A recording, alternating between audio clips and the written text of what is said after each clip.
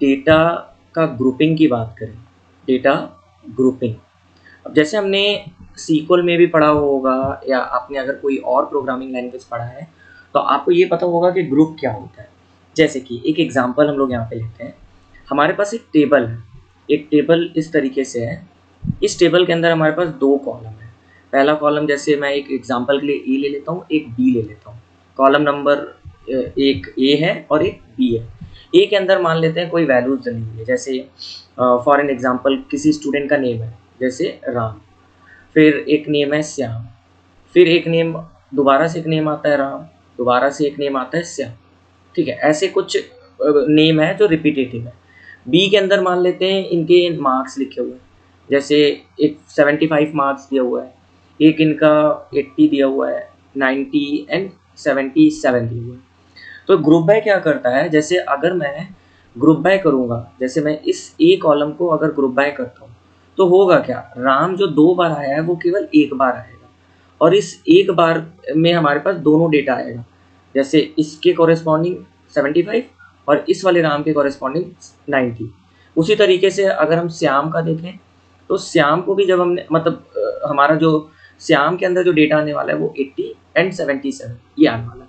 तो group by क्या करता है, बेसिकली आप किसी भी कॉलम में अगर आप ग्रुप बाय लगाते हो तो वो जितने भी रिपीटेटिव नेम्स रहेंगे उसको एक बार कंसीडर करेगा और बाकी कॉलम्स के साथ में उसका ग्रुपिंग कर देता है। तो इसलिए हम लोग ग्रुप बाय यूज़ करते हैं। अब जैसे ग्रुप बाय अगर मुझे करना है तो हम लोग एक कीवर्ड यूज़ करते हैं, group by, group by function. इस फंक्शन का हम लोग यूज़ करते हैं जब भी हमें ग्रुप बाय करना होता है। तो चलते हैं इसको हम लोग करके देखते हैं अपने जुपिटर नोटबुक के अंदर। तो ये मेरा जुपिटर नोटबुक ओपन हो चुका है। मैंने यहाँ पर पांडास लाइब्रेरी को, सीबॉन को और matplotlib dot pi plot function in तीनों को लोड कर लिया है, इंपोर्ट कर लिया है एंड मैंने टाइटेनिक डेटा सेट को लोड किया और उसको मैं यहाँ पे शो कर रहा हूँ। तो आप देख सकते हो ये कुछ कॉलम्स यहाँ पर दिखाई दे रहे हैं।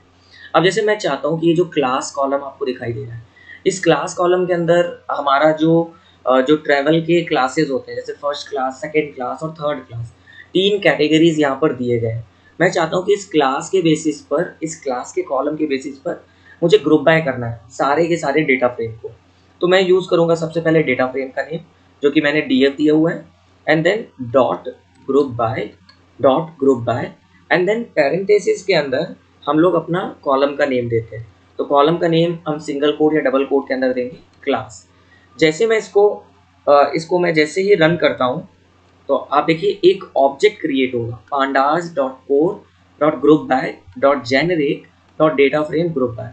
तो हमेशा याद रखना है ग्रुप बाय जो होता है एक ऑब्जेक्ट क्रिएट करता है।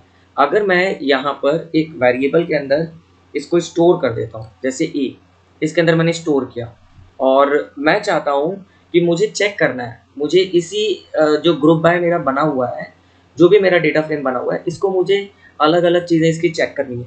जैसे मैं चाहता हूँ कि मुझे चेक करना है कि कितने कैटेगरीज हैं इस क्लास, मतलब ये जो हमारा ग्रुप बना हुआ है इसमें कितने ग्रुप्स बने हुए हैं। तो हम लोग एक फंक्शन यूज़ करते हैं ए यानी कि हमने ग्रुप बाय कर लिया। अब उसी वेरिएबल को हम लोग यूज़ करेंगे और एन ग्रुप्स यूज़ करेंगे। एन ग्रुप्स क्या करता है ये आपका बता देता है कि पहले मैं इसको वापस से रन कर देता हूँ जिससे कि इस ए वेरिएबल के अंदर ए स्टोर हो जाए एंड एन ग्रुप्स अगर मैं यूज़ करता हूँ तो ये बता देगा 3 ग्रुप्स आपके पास है, यानी कि क्लास के अंदर थर्ड क्लास, सेकेंड क्लास और फर्स्ट क्लास, 3 ऐसे ग्रुप्स बने हुए हैं। अब मैं चेक करना चाहता हूँ कि मुझे साइज़ चेक करना है। जैसे मैं चाहता हूँ कि फर्स्ट क्लास के अंदर कितने रिकॉर्ड्स हैं, मतलब कितने रोज़ हैं, सेकेंड क्लास के अंदर कितने रोज़ हैं, थर्ड क्लास के अंदर कितने रोज़ हैं।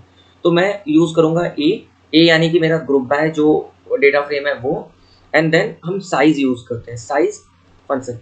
जैसे मैं इसको रन करूँगा तो आपको दिखाई देगा यहाँ पर जो मेरे पास आया है 216 रोज़ है हमारे फर्स्ट क्लास के अंदर, 184 सेकेंड क्लास के अंदर, 491 मेरे थर्ड क्लास के अंदर। अब आपके दिमाग में एक डाउट आ रहा होगा, जब मैं इस चीज़ को स्टडी कर रहा था तो मेरे दिमाग में भी एक डाउट आ रहा था कि लास्ट वीडियो में हमने सॉर्टिंग देखा था और उसमें हमने यूनिक फंक्शंस देखे थे।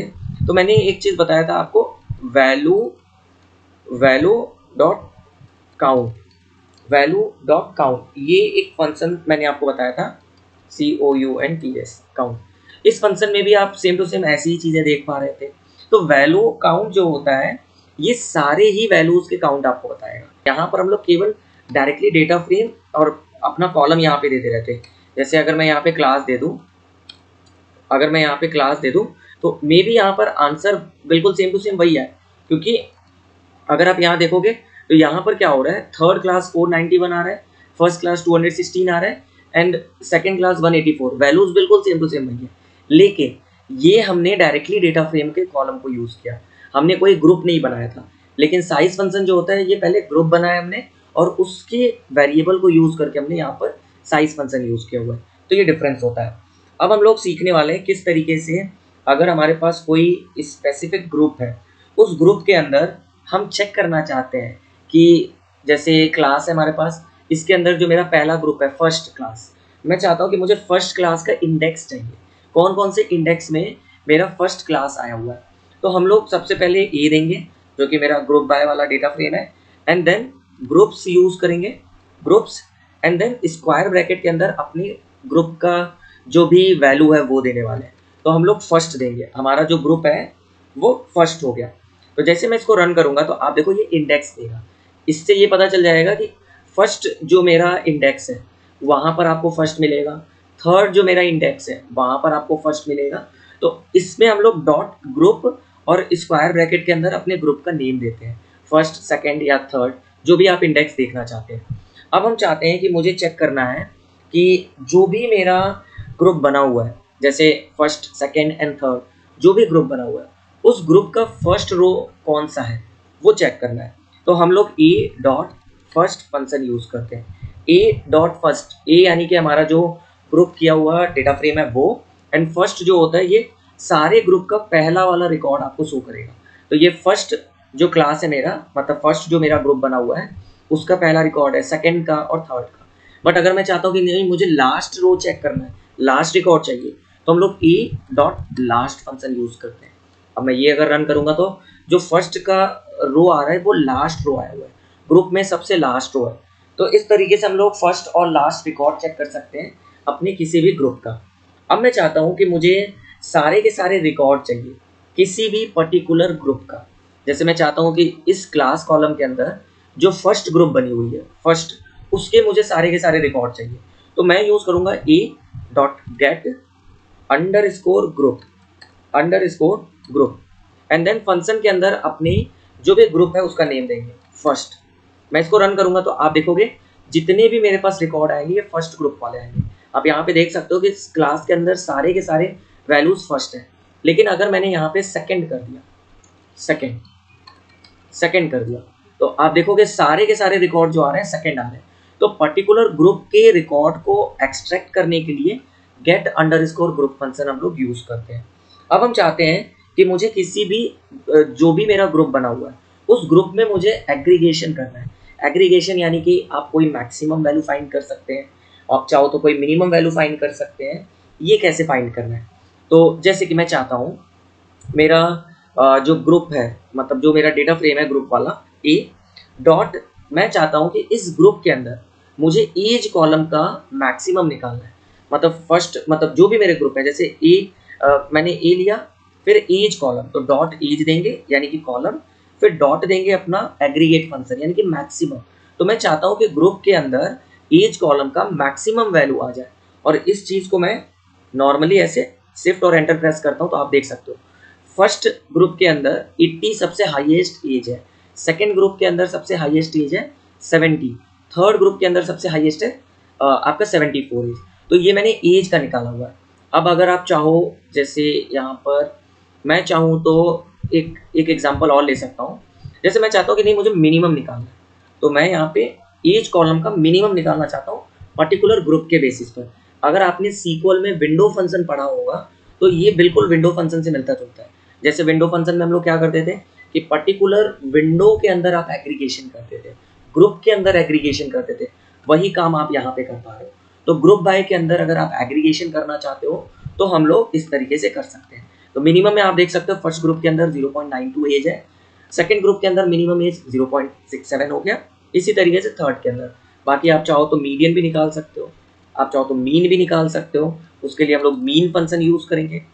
तो इस तरीके से हम लोग कर सकते हैं। आप चाहो तो काउंट भी निकाल सकते हो, यहाँ पर अगर आप काउंट देते हो तो काउंट भी आपको पता चलेगा। ये कुछ एग्रीगेट फंक्शंस थे, बट मैं चाहता हूँ कि नहीं, मुझे एक साथ में बहुत सारे एग्रीगेट फंक्शन चाहिए और इनका एक पर्टिकुलर कॉलम होना चाहिए। तो उसके लिए हम लोग यूज़ करेंगे अपना जो भी ग्रुप बाय किया हुआ डेटा फ्रेम है वो, डॉट किस कॉलम में आप एग्रीगेशन लगा रहे हो, ईच कॉलम के अंदर डॉट एजीजी फंक्शन हम लोग यूज़ करते हैं। इसका फुल फॉर्म होता है एग्रीगेशन। तो एजीजी फंक्शन के अंदर हम लोग एक लिस्ट पास करेंगे, उस लिस्ट के अंदर हम सारे एग्रीगेट फंक्शन का नेम देंगे। जैसे मैं चाहता हूँ कि मुझे मीन निकालना है और कॉमा दे के मैं देता हूँ मैक्स निकालना है, सिंगल कोट या डबल कोट के अंदर मीडियन निकालना है, फिर कॉमा दे के मैंने यहाँ पर मीन दे दिया एंड इसके साथ ही साथ मैंने यहाँ पर काउंट दे दिया। तो इस तरीके से आपको लिस्ट पास करना होगा इस एग्रीगेट फंक्शन के अंदर। और जैसे मैं इसको रन करूँगा तो आप देख सकते हो यहाँ पे मेरा क्लास नेम आ रहा है, जो भी मेरा क्लास बना हुआ है, मतलब ग्रुप बना हुआ है, और ये क्लास का मतलब class column and mean, maximum, median, mean, count, सारी चीज़ें आपको यहाँ पर मिल जाएंगी। तो इस तरीके से आप मल्टीपल एग्रीगेट फंक्शन यूज़ कर सकते हैं एजीजी फंक्शन यूज़ करके।